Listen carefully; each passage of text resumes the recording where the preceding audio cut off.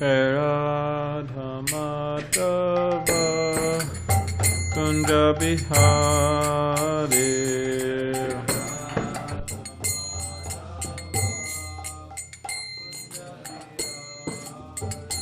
Jaya Radha Madhava Kunja Bihari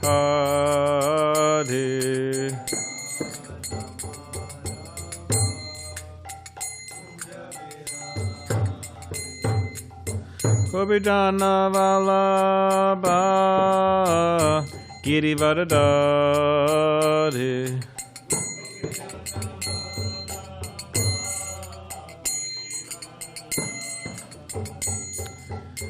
Gopijana Vallabha Girivardhari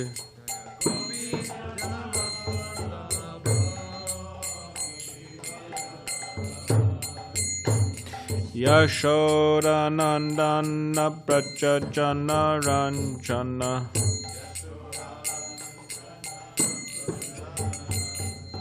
Yashoda Nandana Prachajana Ranjana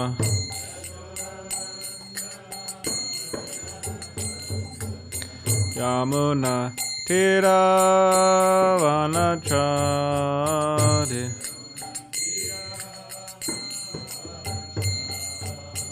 Yamuna Tiravanachari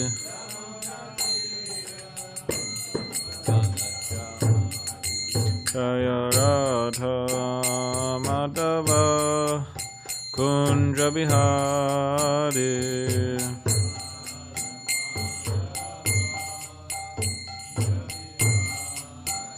Jaya Radha Madhava Kunja Bihari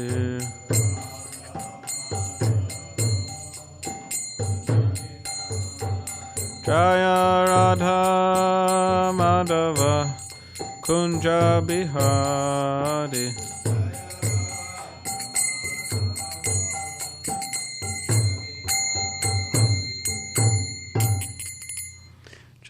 Jai Vishnupad Paramahamsa Parivrajacharya Vishtottara Shuddha Shri Srimad Divine Grace HG Bhaktivinoda Swami Srila Prabhupada Ki Jai Jai Om Vishnupad Paramahamsa Parivrajacharya Ashtottara Shuddha Shri Srimad Divine Grace Srila Bhakti Siddhanta Saraswati Thakura Prabhupada Ki Jai Ananta Koti Vaishnava Vrinda Ki Jai Namacharya Srila Haridas Thakur Ki Jai Prem Sikaho Shri Krishna Chaitanya Prabhu Nityananda Shri Advaita Gadadhar Shivasadi Gaura Bhakti Vrinda Ki Jai Shri Shri Radha Krishna Gopa Gopinath Shama Kund Radha Kund Giri Govardhan Ki Jai Vrindavan Dham Ki Jai Navadvip Dham Ki Jai Ganga Imanamai Ki Jai Tulsi Maharani Ki Jai Bhakti Devi Ki Jai Samaveta Bhakti Vrinda Ki Jai All glories to the assembled devotees, all glories to the assembled devotees, all glories to the assembled devotees, all glories to Shri Guru and Shri Gauranga.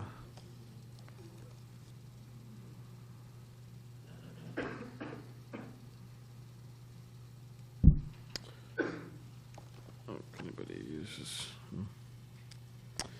Om Namo Bhagavate Vasudevaya Om Namo Bhagavate Vasudevaya Om Namo Bhagavate Vasudevaya. So this morning we're reading from the Srimad Bhagavatam, Canto 5, entitled The Creative Impetus, Chapter 9, The Supreme Character of Jada Bharata, and we're on text 11.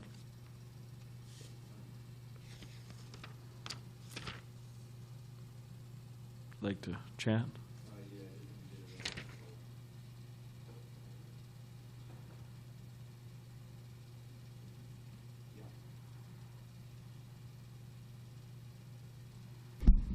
Yada tu padata aharam karma vetanata ihamanaha sabratrabhir apike dara karmani nirupitas tatapikaroti kintu natsamam vishamam yunam adhikam iti veda kanapinyaka pali kadana kalmasha stali purishadin yapi amritabad abhyavahati. Okay. Yada, when, to, but, parataha, from others, aharam, food, karma vetanataha, in exchange for wages from working, ihamanaha, looking for, sabartribi api, even by his own stepbrothers, kedara karmani, in working in the field and adjusting the agricultural work, nirupitaha, engaged, tadapi, at that time also, koroti, he used to do, kintu, but, na, not, samam, level, vishamam, uneven, nyumnam, deficient, adhikam, more raised, iti, thus, veda, he knew, kana, broken rice, pinyaka, oil cakes, palikarna, the chaff of rice, kulmasha, worm-eaten grains, stali padisha, adini, burned rice stuck to the pot, and so on. Api, even, amritavat, like nectar. Abhyavaharati, used to eat. Translation and commentary by His Divine Grace, HG Bhaktivinoda Thakura. Jada Bharata used to work only for food. His stepbrothers took advantage of this and engaged him in agricultural field work in exchange for some food. But actually, he did not know how to work very well in the field. He did not know where to spread dirt or where to make the ground level or uneven. His brothers used to give him broken rice, oil cakes, the chaff of rice, worm-eaten grains, and burned grains that had stuck to the pot. But he gladly accepted all this as if it were nectar. He did not hold any grudges and ate all this very gladly. Purport.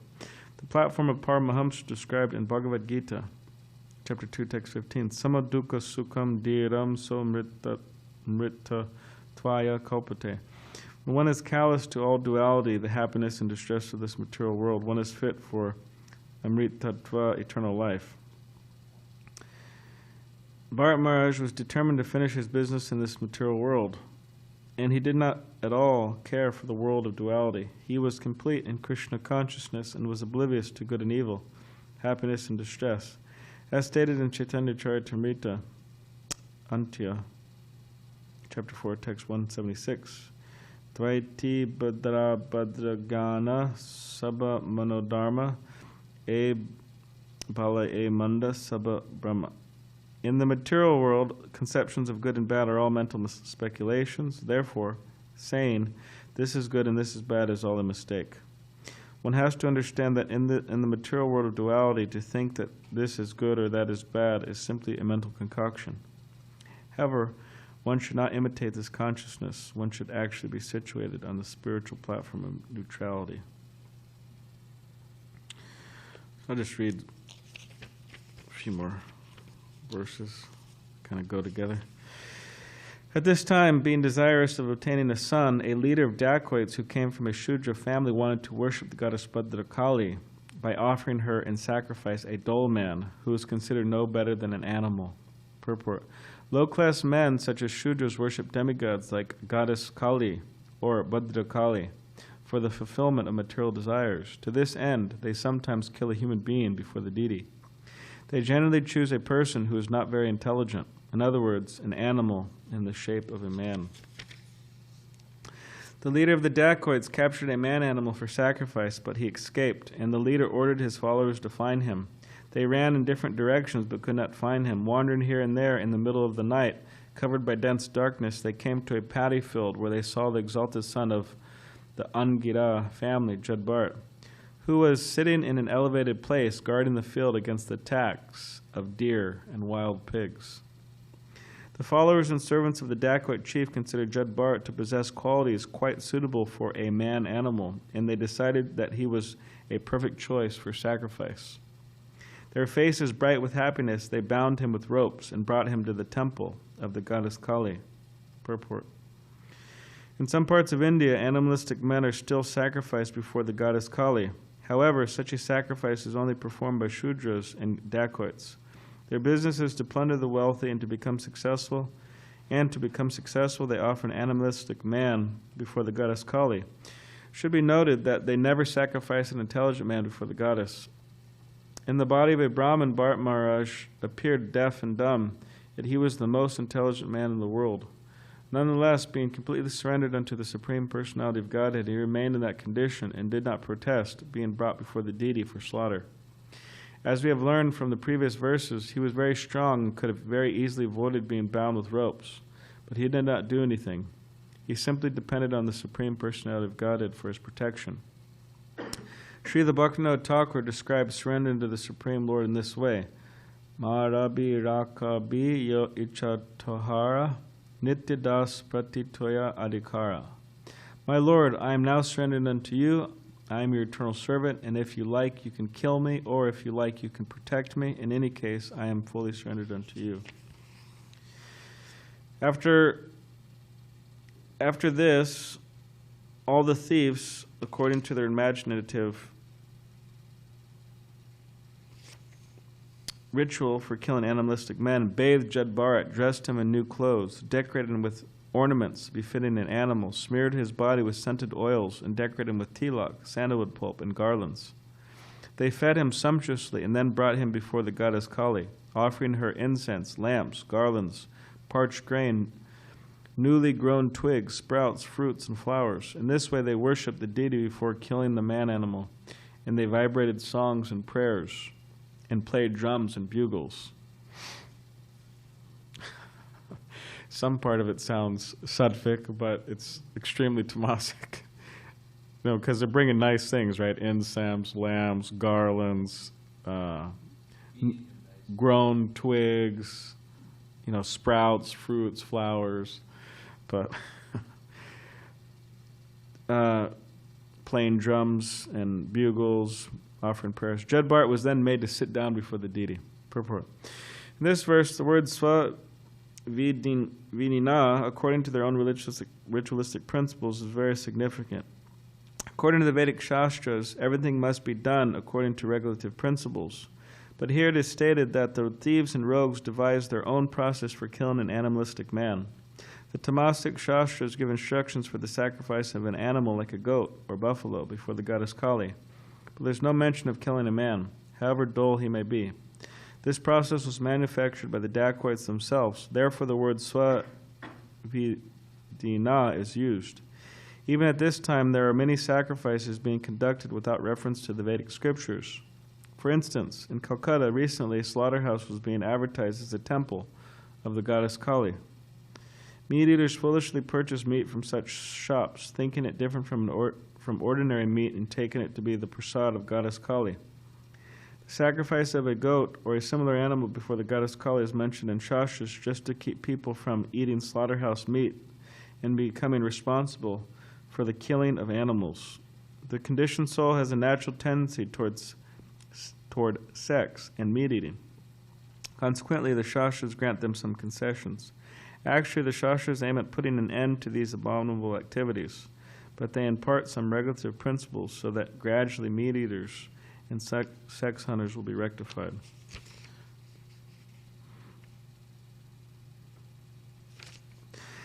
At this time, one of the thieves, acting as the chief priest, was ready to offer the blood of Jada Bharata, whom they imagined to be an animal man, to the goddess Kalī to drink as liquor. He therefore took up a very fearsome sword, which was very sharp, and consecrating it by the mantra of Kalī, raised it to kill Jada Bharata.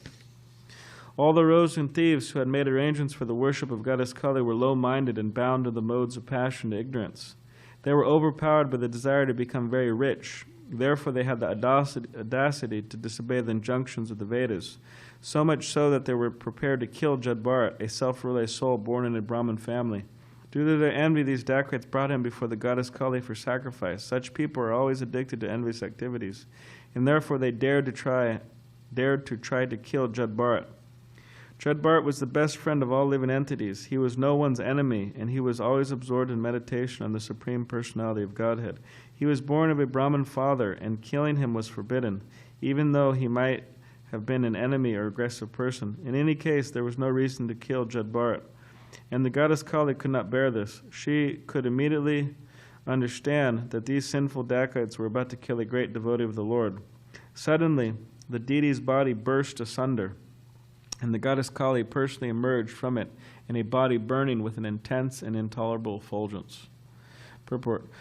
According to the Vedic injunctions, only an aggressor can be killed. If a person comes with an intent to kill, one can immediately take action and kill in self-defense. It is also stated that one can be killed if he comes to set fire to the home or to pollute or kidnap one's wife. Lord Ramachandra killed the entire family of Ravana because Ravana kidnapped his wife, Sita Devi. However, killing is not sanctioned in the Shastras for other purposes. The killing of animals and sacrifice to the demigods, who are expansions of the Supreme Personality of Godhead, is sanctioned for those who eat meat. This is a kind of restriction for meat eating. In other words, the slaughter of animals is also restricted by certain rules and regulations in the Vedas. Considering these points, there was no reason to kill Jada Bharata, who was born in a respectable, highly exalted Brahmin family. He was a God-realized soul and a well-wisher to all living entities. The Vedas did not at all sanction the killing of Jada Bharata by rogues and thieves. Consequently, the goddess Bhadra Kalī emerged from the deity to give protection to the Lord's devotee. Srila Vishwanath Chakravarti Thakur explains that due to the Brahman effulgence of such a devotee as Jada Bharata, the deity was fractured. Only thieves and rogues in the mode of passion and ignorance and maddened by material opulence offer a man in sacrifice before the goddess Kalī. This is not sanctioned by the Vedic instructions. Presently, there are many hundreds and thousands of slaughterhouses throughout the world that are maintained by a puffed-up population, mad for material opulence. Such activities are never supported by the Bhagavad school. Om Jnanati Vidandasya Gyananjana Shalakaya Chakshulan Malitam Yena Tasmai Shri Gurave Namaha Mukam Karidivachalam Pangam Langai Tegadim Yakripatamaham Vande Shri Gurun Ditaranam Vancha Kopadribishta Kripa Sindhu Bevacha Patitanam Pavanebhyo Vaishnavebhyo Namo Namaha Jai Shri Krishna Chaitanya Prabhu Nityananda Shri Advaita Gadadhar Shivasari Gaura Bhaktivinoda Hare Krishna Krishna Krishna Hare Hare Hare Rama Rama Rama Hare Hare. So they captured Jada Bharata and they're about to sacrifice him before the deity of Kalī. And she saw this and it said, burst asunder out of the deity with this intense and intolerable effulgence. So in other words, she was very angry. So we'll hear tomorrow what happens, what she does by Amogalila Prabhu. He'll be giving the class tomorrow. Oh, you're giving class? Oh.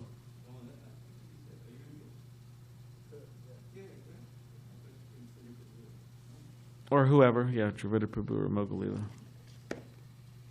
So we'll hear tomorrow what happens, what she does. So in the first verse we read, it was talking about this idea that Jada Bharata, he was acting as if he was deaf and dumb and blind and just acting, in that way. And his brothers, stepbrothers, and these different people who were looking after him, so to speak, they were actually abusing him. So they were engaging him in hard work, and then they were feeding him broken rice, oil cakes, worm-eaten grains, and burned grains that had stuck to the pot. So, I mean, you could imagine if somebody's here at the temple, and imagine we start treating somebody like that. Oh yeah, Prabhu, we saved lunch for you, and it's the burned rice, the sticking to the pot. after one day, we might think, oh, what? They're trying to get rid of me, right? They don't like me. They're trying to get rid of me. This is offensive, right? Call the GBC. What's going on here? Let's look how they're treating me, right? But interesting is that Jada Bharata, he was accepting all of this as nectar. So he's accepting any particular situation that he's being put in as nectar, as arranged by Krishna. And he also didn't hold any grudges, which you could say is it's a very difficult task to do in his particular circumstance. Again, imagine the people who are supposed to be looking after you, they're just practically giving you garbage to eat. It's really offensive. So most people, they would retaliate immediately, beat the person up, or whatever, call the police or call the... So, but he was completely transcendental, Paramahamsa, on the Paramahamsa stage. And he was completely oblivious to the happiness and distress of the material world, so it wasn't affecting him.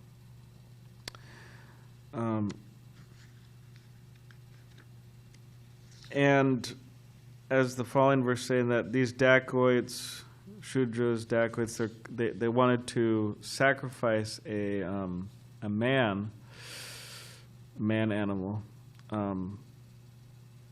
but he escaped. So the first one escaped.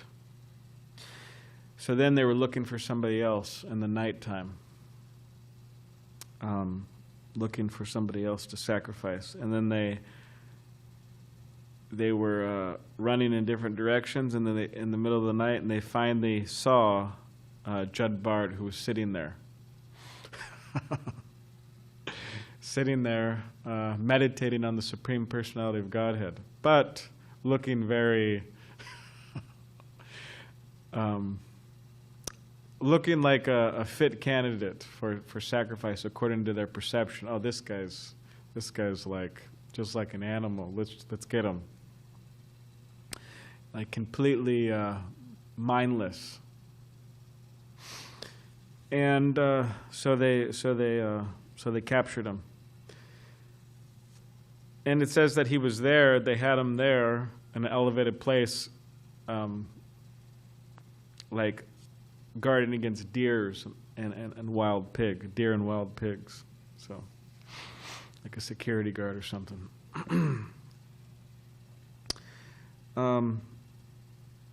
So they captured him, and they became, their faces bright with happiness, and they bound him with ropes and brought him to the temple of a goddess of Kalī.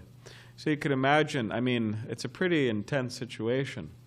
He's there looking out for wild pigs and deer. He's meditating on the Supreme Personality of Godhead, looking, mindless, but actually is extremely alert. And all of a sudden these Dacoits come, and they just capture him. They bind him with ropes and just drag him away. And as Srila Prabhupada mentions to the temple of Goddess Kalī, and Srila Prabhupada mentions that he was strong enough to fight back, but he didn't. And he was just thinking that okay, Krishna, he's in charge, he'll protect me. My Lord, I am now surrendered unto you, I am your eternal servant. This is from the purport of Bhaktivinoda Thakura. If you like, you can kill me, or if you like, you can protect me. In any case, I'm fully surrendered unto you. Now, of course, this is extreme high level, the most high level of dependence on Krishna, where you don't make like, you practically make little to no endeavor to make any arrangements to protect yourself. Whereas it's interesting because sometimes Srila Prabhupada, he would say, in relation to himself, they asked him one time, what would you do if someone attacked you? And Prabhupada said, why should I let some rascal destroy Krishna's property? It means his body. So in other words, he'll retaliate. So anyways, there's different ways of dealing with it. But Jada Bharata, he chose this way. Okay, just let him take me. Similarly with with Ambarish Maharaj, the Sudarshan Chakra was there. No, the demoness was there, about to kill him. Durvasa Muni created this demoness, and he was just okay, and he was just meditating on Krishna. He was ready for the demoness to kill him. Much she didn't. The Sudarshan Chakra came and killed her, and then started chasing Durvasa Muni. So yeah, they bring him to the temple of Kalī, and they bathe him, they dress him in new clothes, they decorate him with ornaments, smear his body with scented oils, put on garlands, tea logs, sandalwood pulp. They fed him. I guess he's just accepting it, just being fed, you know. And they brought him before the goddess Kalī, offering incense, lamb's garland, etc. And they said, okay, now sit down before the deity. Then it says they're ready to offer the blood of Jada Bharata to the goddess Kalī to drink as liquor. So they were gonna kill him, and then somehow or other get the blood, his blood, and offer it as liquor to goddess Kalī. And then in that mood they raised their fearsome sword, just about to kill him. So I think it's on, well, it's not on the back of this Bhagavatam. What happens tomorrow, what Kalī does tomorrow is on the back of this Bhagavatam. So they're just about to kill him, and he's just sitting there meditating on Krishna. So then Kalī, because ultimately, right, she's a servant of Krishna, she goes, oh, these rascals, these fools, they're trying to kill Jada Bharata, such a great devotee. All right, let me burst out, take care of him. So that will be tomorrow. So what's the moral of the pastime? Of course, there's many of them, but so far. But one is that, yeah, we have to be careful not to mess with devotees, so to speak. We have to be on guard, because fire is very beneficial to us.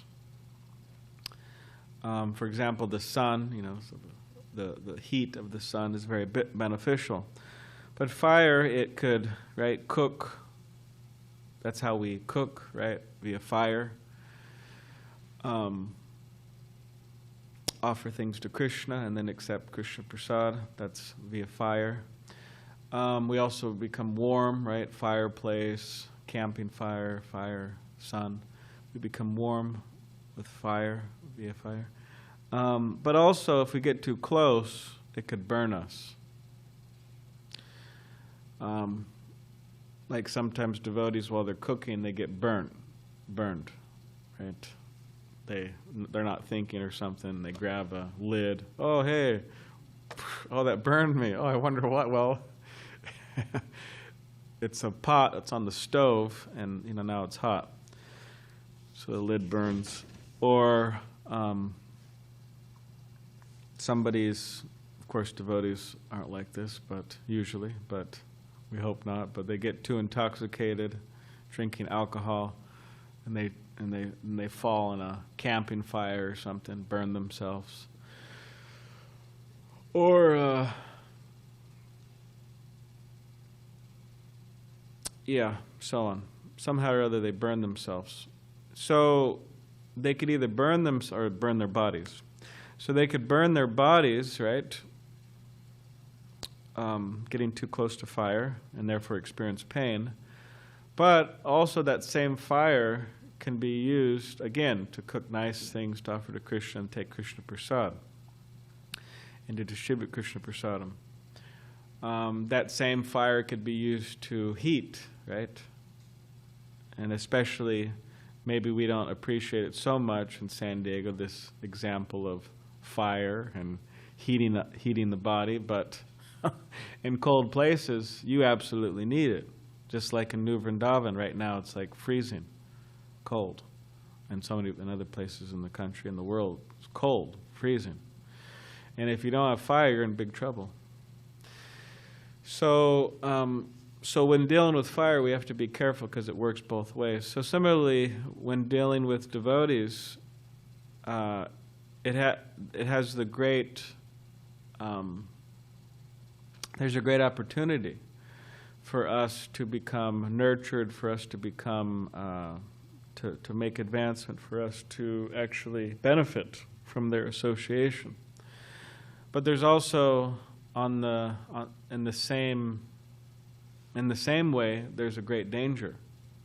Because we come too close means we become too familiar. Familiarity breeds contempt. You know what contempt means? What is it? Dislike or fault finding. Can someone look up the word contempt? C-O-N-T-E-M-P-T. Familiarity. Also, maybe Govardhan could look up familiarity, and Dimitri could look up contempt. Because it's often said,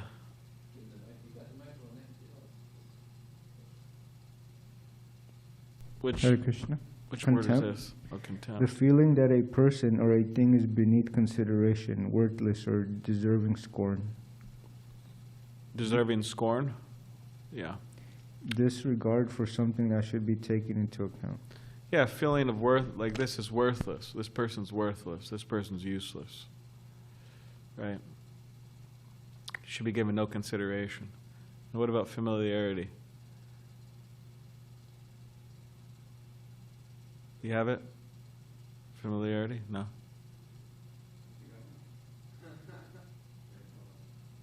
Yeah, you could.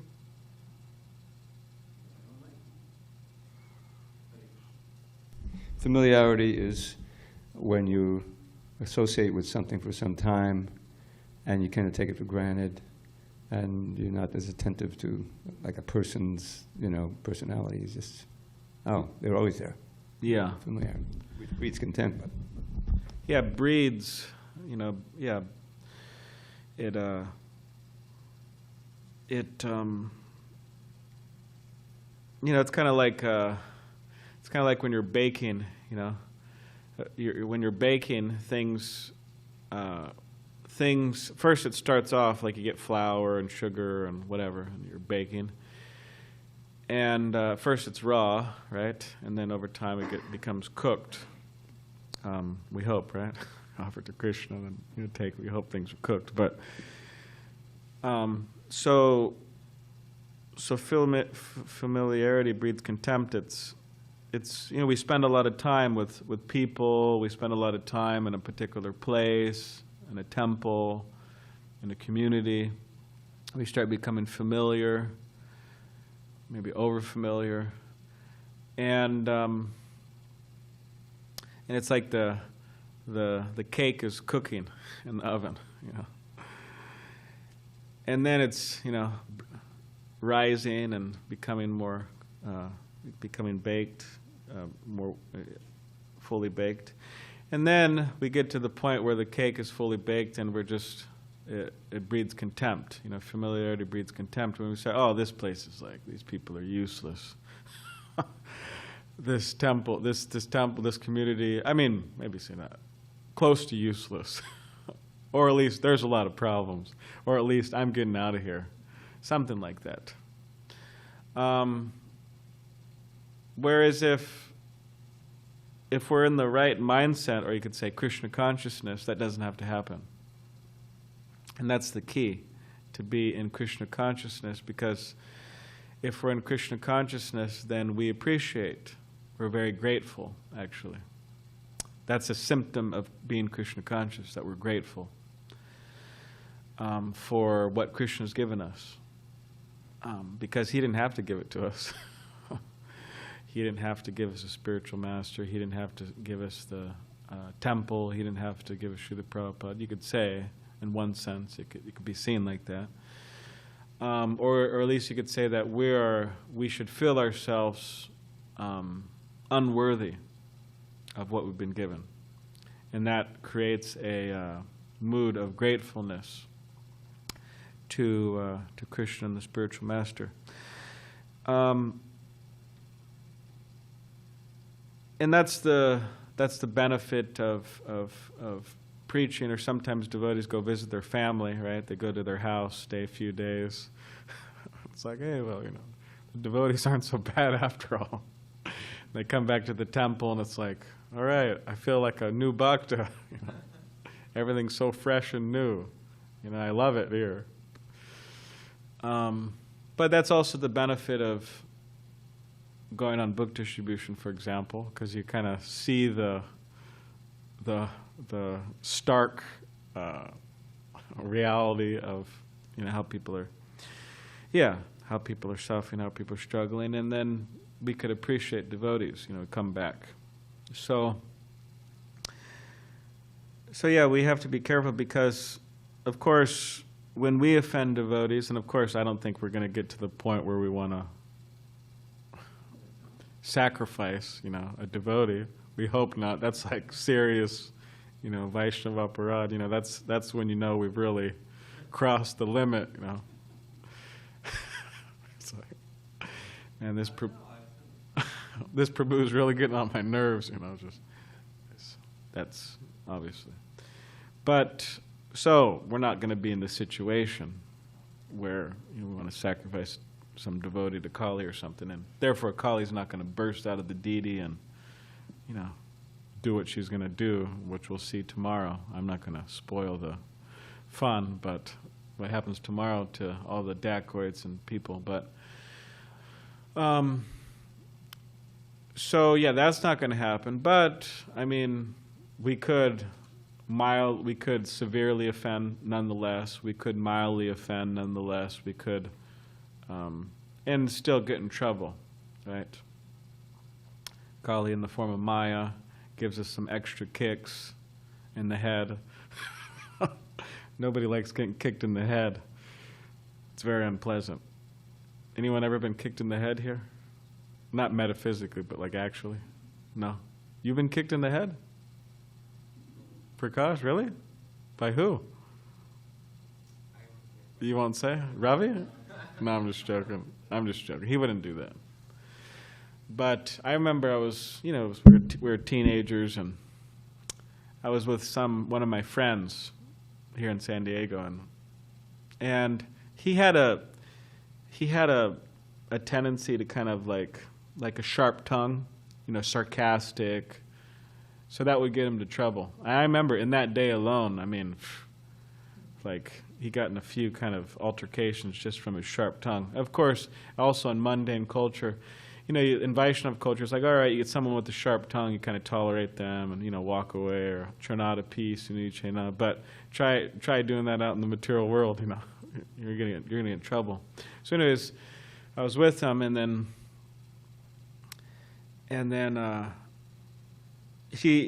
somebody was saying how another person, anyways, the details of it, this other person had a boyfriend. And that one of the persons who was saying that was surprised. And then my friend said something sarcastic, and he said, "Oh, you didn't know that? I mean, that's, how could you not know that?" And the guy got really mad, who he said it to. And the guy just, immediately raised his leg and raised his foot and just kicked him right in the head. I saw it. Anyways, very unpleasant. And then, the day carried on, the night carried on. But it was, it's very unpleasant, being kicked in the head. So Maya, of course, not, it's not like Maya's going to appear here and, necessarily, kick us in the head, actually, physically. But it metaphysically means we're suffering due to our offenses. So therefore, yeah, we have to be careful. And on the flip side, to always try to serve the devotees, always try to serve them, different ways we could serve them.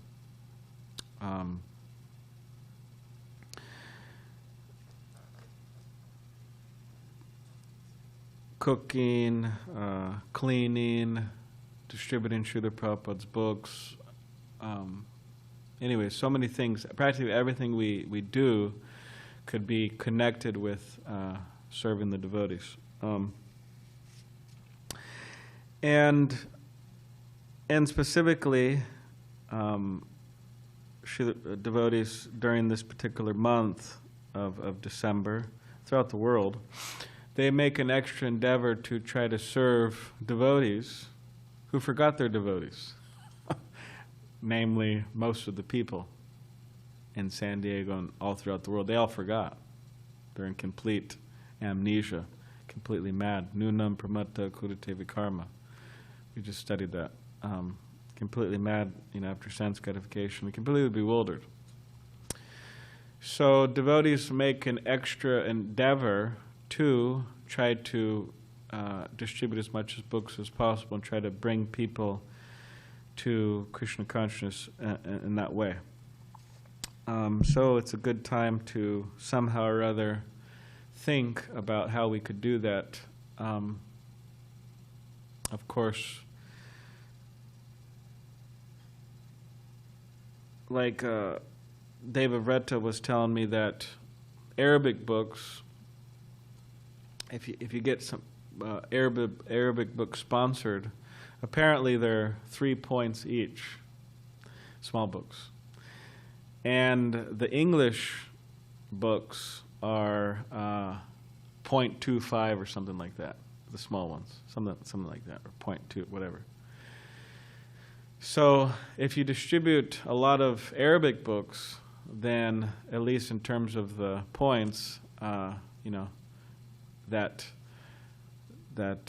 helps a lot in terms of book distribution.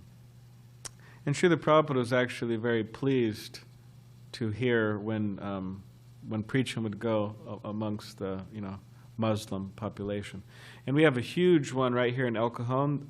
I believe there's 50,000 refugees that living there. Practically the whole El Cajon before the last 5 or 10 years, El Cajon was like a I don't want to say super American place, like kind of, But now it's been completely transformed into a bunch of people there who are from Iraq, I believe. And you see all the stores, they have the Arabic there. And so, anyways, Jada Bharata was telling me that what he has done in different places like that is he gets books sponsored, and then he goes into those places and he says, "Oh, hey, I'm from the local yoga studio, this and that. Can I leave a few books here?" And he leaves books in the different shops. And we would go out there too, and went out with Mukunda Charna one time. I don't know if you're listening to Mukunda Charna, but we had a good time, going to the apartments and stores. So that's Srila Prabhupada was very pleased when devotees would try to reach out to those people as well. So something to consider. Okay, so does anybody have any other any comments or questions?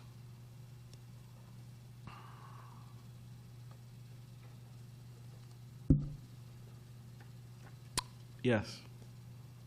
You're going to tell us who kicked you in the head now? No. I'm just joking. All right. So, Prabhu, in the first 2 verses of this chapter, actually the sons of the Brahmanas were actually mentioned to be well qualified, equally qualified like their father, but then they're treating him like this. And I'm sorry, can you... in the first 2 verses Yes. of this chapter, yeah. Oh, the first 2 verses of the chapter. Okay. Mm.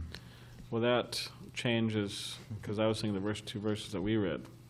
All right, the first 2 verses of the chapter.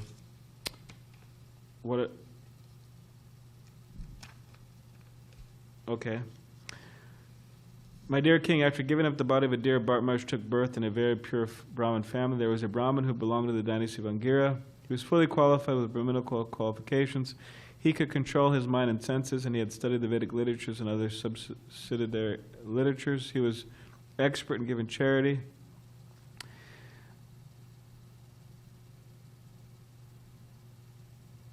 To the male child. So what's your... The sons were mentioned to be like good brahmanas, you know? Oh. Like equally qualified. I see. Whatever. Yeah. Yes. There's a mic there. Stepsons were the ones who were... Yeah. That's different than the sons. But he was born to his second wife, right? And the first wife had 9 sons who were equally qualified. Oh, I see what you mean. And those are considered the stepsons. Yeah. Oh, so the equally qualified ones were considered the stepsons. Yeah. Well, Maybe they over time, familiarity bred contempt.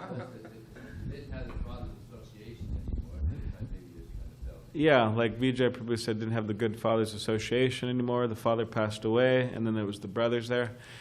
And, I mean, unfortunately, it's seen in the world, you know, that people who are less qualified or less fortunate in some ways, there's a strong tendency to in the world that people have is to take advantage of them. That's just, I mean, that's the story of history, right? Countries to countries, and in relationships and so on. So Jada Bharata was displaying what he was doing. He was acting as if it was Jada, right? So the brothers, they said, all right, well, we're just going to treat him like treat him badly. So, but that was their mistake. But it's an important lesson for us because, we don't, although we may have, Brahminical qualifications or may not or whatever, but sometimes we see people who are maybe less fortunate in some ways, so we shouldn't abuse them. We should take care of them. Actually, that's what it means to be a devotee. It means you don't abuse anybody in any way, shape, or form. I mean, that's an aspect. Just like Srila Prabhupada, he was very concerned that everybody would be protected. Women, children. Brahmins also need protection. Brahmins are in the category, actually, so it's not just women and children, but Brahmins are also in that category of needing protection. Old, elderly, right, need protection. Cows. So Prabhupada was very concerned that all of these different entities are not abused, actually, because that's the tendency in the material world. And you just see, look at the culture. How do they treat women? How do they treat children? How do they treat cows? It's just, everything's completely messed up. So Prabhupada wanted to change that. And, he is gradually. It's happening. We're going to get some San Diego cows, maybe. Apparently there's talk about that. So we could protect them, specifically. Because Prabhupada was into cow protection, acharyas. Okay, is any other last comment or question? You have something? Damodar Kumar?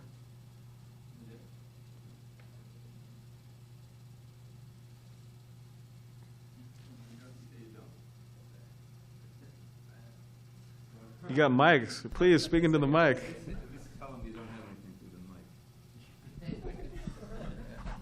I feel like you're one of those people that come out, news reporters coming up to you with the mics. Please speak, say something.